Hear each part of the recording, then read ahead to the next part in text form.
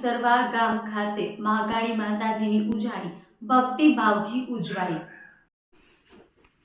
આ પવિત્ર અવસરે ગામની ધર્મપ્રેમી જનતાએ પોતાના ઘરેથી રાશન લાવી મંદિર પ્રાંગણમાં રસોઈ બનાવી માતાજીને નૈવેદ્ય અર્પણ કર્યું હતું। સાથે જ યજ્ઞનું પણ આયોજન કરવામાં આવ્યું હતું। આ દિવસે મોટી સંખ્યામાં શ્રદ્ધાળુઓ પરિવાર સાથે માતાજીના દર્શન કરી સૌના સુખ સમૃદ્ધિ અને કલ્યાણ માટે પ્રાર્થના કરી હતી। મંદિર પરિસરમાં ભક્તિમય માહોલ છવાઈ ગયો હતો। બહાર બાળકો માટે રમકડા તથા આનંદ માટેના સ્ટોલ પણ લગાડવામાં આવ્યા હતા, જ્યાં બાળકો ખુશીથી રમતા નજરે પડ્યા હતા। ઉજાણી પ્રસંગે સૌમાં એકતા અને ભાઈચારાનો સુંદર સંદેશ જોવા મળ્યો। સમગ્ર કાર્યક્રમમાં ગામના દરેક ધર્મપ્રેમી લોકોનો ઉત્સાહભર્યો સહકાર રહ્યો હતો। અહેવાલ જીડી ગજ્જર, ખબર બનાસકાંઠા ન્યૂઝ, ભાભર। આજના પાવન પ્રસંગમાં શું કહેવાનું?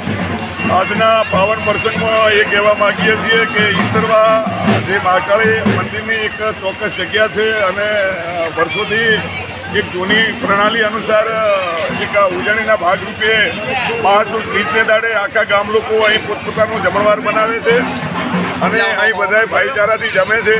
દરેક સમાજના ભાઈચારાથી અહીં મહાકાળી માતાજીનું જે મંદિર છે એ પુરાણું છે, જે આર્યો વખતનું છે અને મા નર્મદાનો પ્રતાપ છે, નર્મદાને કોઠે આવેલું છે અને એને લઈ અને ગામ લોકો બહુ સુખી છે અને આવનાર સમયમાં આવો ને આવો ભાઈચારો ગામનો જળવાઈ રહે એવી મહાકાળી માતાજીની પ્રાર્થના છે અને ગામ લોકોને તેથી બી મજા છે। ગામ લોકોનો કેવો સહકાર?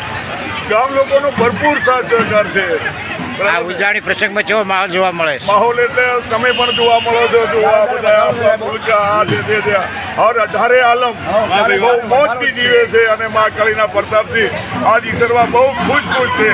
બધી રીતે, આર્થિક રીતે, સામાજિક રીતે, કૌટુંબિક રીતે હર કોઈ જગ્યાએ બધા ભાઈચારાના ભાવનાથી બહુ મોજથી જીવે છે અને એક એમનો કાર્યક્રમ દર વર્ષે ઉજવણીના ભાગરૂપે પૂરો કરે છે। આપનું નામ? આપનું નામ બોલો? પેલાભાઈ પાતાભાઈ ભુરિયા, ઈસરવા।